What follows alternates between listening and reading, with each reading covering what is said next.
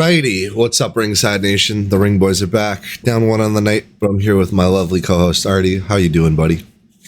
Life is good, man. Life is good. That's what I love to hear. UFC Fight Night in Louisville, Kentucky, and we got a good one to break down. The picks on the screen now. Prediction accuracies: Artie 8 for 14, myself and Doc 9 for 14. We'll tie for the card. We have a new stat to introduce. The Doc curse is broken. The Artie curse is starting? Question mark. Block of the card accuracies: Artie 8 for 19, myself 12 for 19, Doc 9 for 19. Your yearly overalls are on the screen. I don't even need to waste my breath. We'll go right into this card. Pretty good main card, in my opinion. Not saying that because I won some money off it and I got the whole main card right, but I'm saying that because Nasruddin Imavov wins via controversial decision. Dominic Reyes did Dominic Reyes things, as we all predicted, and proved the ringer from the Ring Boys right. Raul Rosas doing Raul Rosas things, as he should be, finally getting the victory. Bruno Ferreira absolutely decimating Dustin with that spinning elbow. Zachary Reese getting the KO, and Punihele Soriano, as Artie will like to tell you. Why was Miguel the favorite? We'll never know, but he gets the job done. I get the job done, and we'll take down the main card right away. I mean, there's no question about it that was a controversial decision. Nasruddin Imavov wins via strikes? Question mark. I don't think Cannonier was in any way, shape, or form losing at that point until the ref stopped it. Thanks, Jason Herzog. Artie, what are your thoughts on our main event from the evening? I have a couple of things. So this is tough. As you know, if you listen to this podcast often enough, you might know that we really don't like one referee in particular. Remind me of his name. Stagnoni.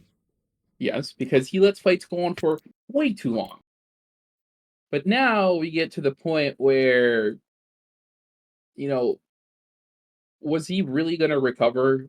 Like, could this potentially been a good stoppage? Maybe, like in the heat of the moment, like, yeah, he did throw one back and Nasruddin did step back for a moment, but like it is all about fighter safety. Jared Cannonier is 40 years old.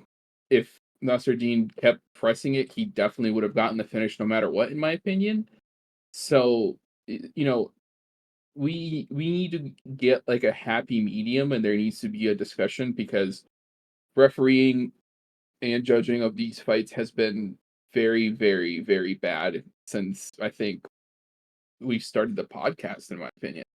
Like I was joking around when I said I think people are mixing up the names on the scorecards, and that's why we have some really funny 30-27s or like 28s, 29s that shouldn't really be in the direction that they're in.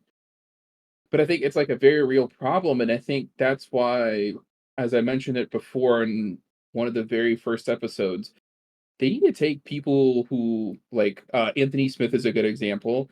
I know nobody probably likes him, but he's a good example of he's a UFC fighter that turned to be working for the UFC, and a lot more of these guys need to do that if they want to prolong a career, if they want to continue to be a company man. Like DC is a very good example as well.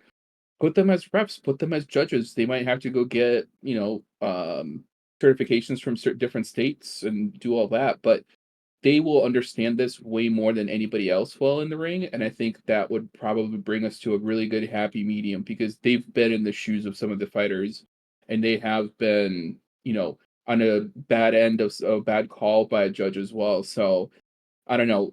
It's very tough. Do we feel bad for Jared Cannonier because he is 40? How many more shots is he going to get? And now losing to an opponent that's ranked lower than him, and I don't know. This is tough, a very tough loss. I know you mentioned something of a rematch, and you can talk more about that when we get there, but I don't know that we necessarily need that from Jared because we all know how good he is. Um, but nonetheless, how good of a win is this for Nasruddin? Now there's talks of who's the next guy that he's going to be fighting because that division is really stacked in the top 10. So I'm really excited, and like you said, or what you'll mention is there is a French card coming up, and there might be some potential for a good fight. While Cyril Gahn works on his acting career, Nasser Dinamovov's looking to headline that event as well. Don't know if that's going to be a pay-per-view or a main card, but hopefully we get Nasser Dean, Taylor Lapley, and BSD on that one. Those are three French fighters that I think definitely have to be on there. One thing I didn't know while we were warming up for the pod, I watched Jared Cannonier's MMA Hour interview, and he said he had a really rough camp. So we had discussions behind the scene, which we'll bring forth now.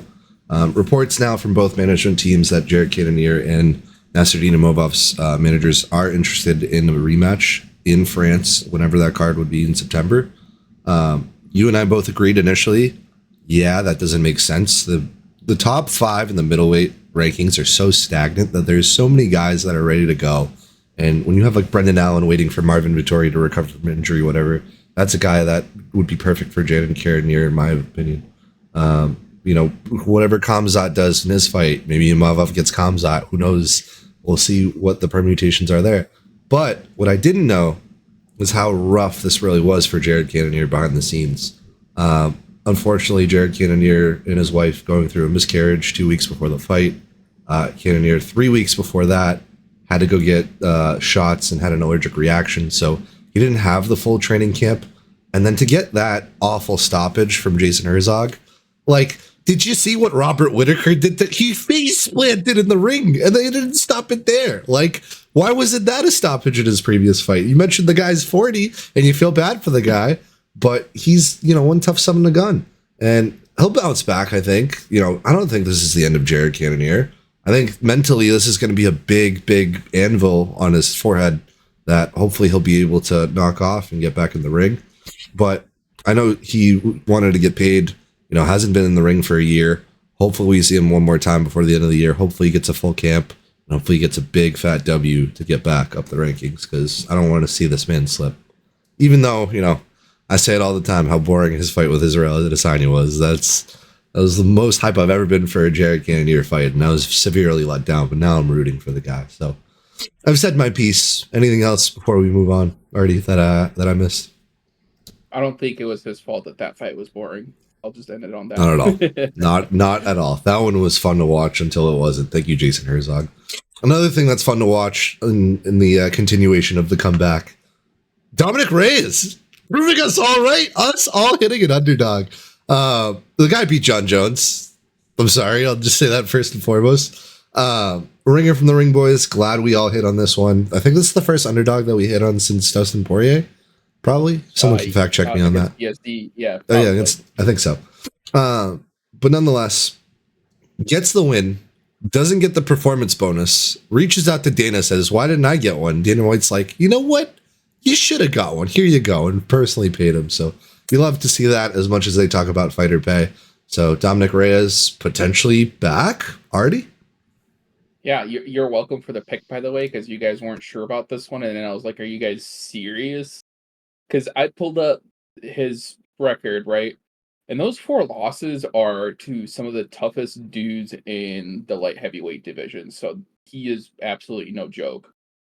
But the sheer excitement of him winning, and like, you could see how he felt about this. And it was just more than fight for him, because he came back from something that could have been fatal for him with the blood clots in his legs to come back and win in the ring again and feel like himself. It was very exciting. And Dominic Reyes, I mean, the crazy thing now, like, who's going to be his next fight? Because in my opinion, he could be still in that top 10, top 5 if he's a really good striker.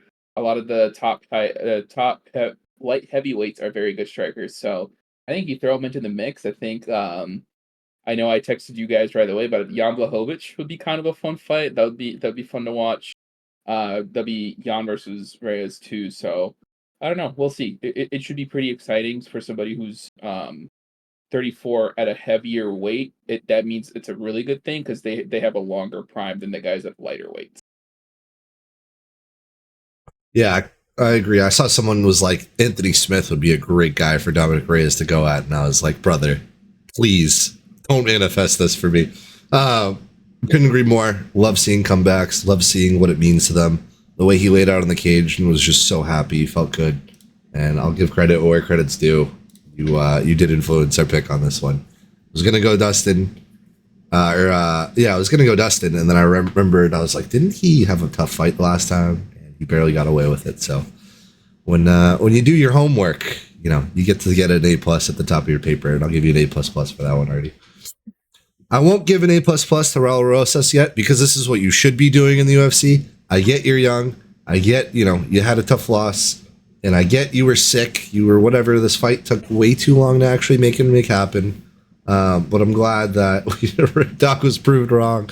Ricky Tercios gets submitted. Raul Rosas doing Raul Rosas things, and that's literally all I have to say about that. Like, you go in, don't play around with your dinner, finish the job.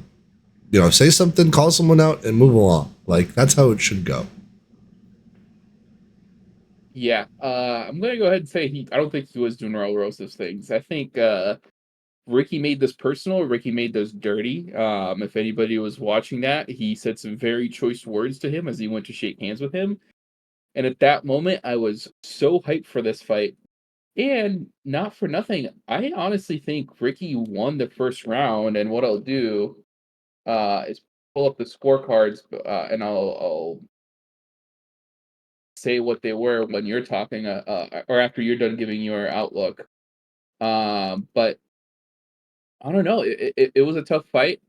Ricky gave up his back in a very, very bad roll, and then we ended up with the rear naked choke. And I think part of it was that he was potentially rolling out of the body triangle, and then just got caught because his hands were on the floor. So um, I don't know that Raul is like that good because there's some guys in this division that if you put him up against anybody in the top 10, he's going to get rolled at the moment, I think, because he does have high level wrestling, but I think there's guys who have higher level wrestling.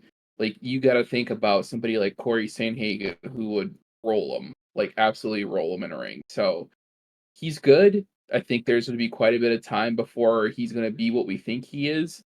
And I think honestly he might get a few more losses before he becomes an actual superstar in the UFC, because I feel like he'll probably be around 25, 26 when he does actually take off. So big win for him. Ricky, that was sick. That was probably the best attempt at like just making something dirty that I've seen so far in the UFC. So I'm glad this did happen. Ricky had as good of a chance as anybody else. So if Raul goes against anybody who's got really good heavy wrestling, he will have a tough day. So could be bad. Yeah, I agree with you fully. He has a lot of potential. He's young. He has a lot of work to do. He has a lot of convincing for me to do for me to, one, pick him again to win, depending on who he's fighting, and two, betting on him ever again. Personal vendetta, which is very, very well documented on this podcast for me and Raul Rojas. Did you want to talk about the scorecard? Or? Yes, Ricky did win the first round. Two judges had him 10-9. So listen, like, not for nothing, he came out swinging, and he came out swinging heavy, and Raul did get all that control time, but it wasn't offensive. He was just rolling with him. So I keep saying wrestling is the best base in combat sports, but you really need to do something with it for it to be effective, or you're going to be taking a lot of damage like Raul did, which not very noticeable on his face or anywhere else really, but it wasn't a very pretty fight from him. And we'll have to see if Raul can untap that potential and if Ricky can bounce back. What I love to see in the sport as much as everyone is a sick knockout, and a sick knockout is what we got, and a sick Doc lock of the card is what we got. I know we were joking behind the scenes. We were like, "Oh, Doc, the lock curse, it's coming back." Whenever we speak about it, and then what did I say to you before? What did I say to you before? I felt like only Doc is going to hit his pick. Taylor Lapley hit on mine. I was so afraid the whole fight. But Bruno Ferreira doing that spinning elbow, not once but twice, and on the second one he got it right and got the knockout and earned the 50 G's. And Bruno Ferreira, the second win of the year, right? I think he won his first fight at the top of the year, and then he's continuing it on. You're right. You're exactly right. Last fight was in January. He won against Phil Hawes, and yeah, this was sick. So I mean, not a ton more. It was very close up to that point. It was a really good fight, which I think a ton of the fights on this card were really good. But yeah, man, spinning back elbow. I know another guy on this card that got KO'd by a spinning back elbow. Dominic Reyes. Okay. Damn. You didn't have to go there. But yeah, Bruno Ferreira. Do you think he fights again this year? I don't think so. Yeah, why not? I think so. There's I don't know. probably gonna be another Brazil card. There should be, but I wouldn't be shocked. Like a card in Argentina. That would be sick. To get Esteban on there. Yeah. But yeah, Bruno Ferreira getting that KO. I wish Doc was here to talk smack about his lock of the card predictions. Now that we have the stat meter, he's going to be giving us an earful about it. Moving along, we got Zachary Reese winning via KO. You and I hitting on the underdog on this one. Doc missing on this one. And yeah, I mean, looking at Zachary Reese's resume, I was like, this dude is going to kill or be killed. And I had a feeling he was going to kill. And boy, did he kill. Yeah. I clicked into his profile before I made the pick, and I wanted to learn a little bit more because I don't think I've seen too much of him. I saw that he lost to Cody Brundage, and Cody Brundage is a good fighter, but I don't know that he's like top caliber. So when I looked at the other profile too, I'm like, wow, I'm whatever. I'll just do the thing I usually do and just pick an underdog in one of these because I feel like in the UFC a lot of the time the underdogs when they do fight in a fight night, like you have a lot to prove because you do need to make money in the UFC, and so one of the guys needs to want it more, and I think he really did. So yeah, absolutely sick knockout. Cool. It was the skid for me. It was the 2 losses in a row for Marquez, and I was like, favorite on a losing skid? Let's go underdog there. And yeah, we got that one. We got it right. So I guess we're crediting me for the homework there? No? All right, whatever. Pugliali, Soriano, another underdog that hit, and another underdog that I got right. I want to take credit for this. I just knew the guy had knockout power. I thought he was going to knock him out. I didn't think he was just going to completely outstrike the guy. And then I went and I saw what the team he fought for was. And I forgot who his coach was. And it's Eric Nixick at Extreme Couture. And now that makes a lot more sense. But yeah, when you have a good coach, you can dig deep. He also fought Dustin Solfus. He lost via submission, which I was going to mention. So I was like, oh, that's kind of weird that they're both on the same card again.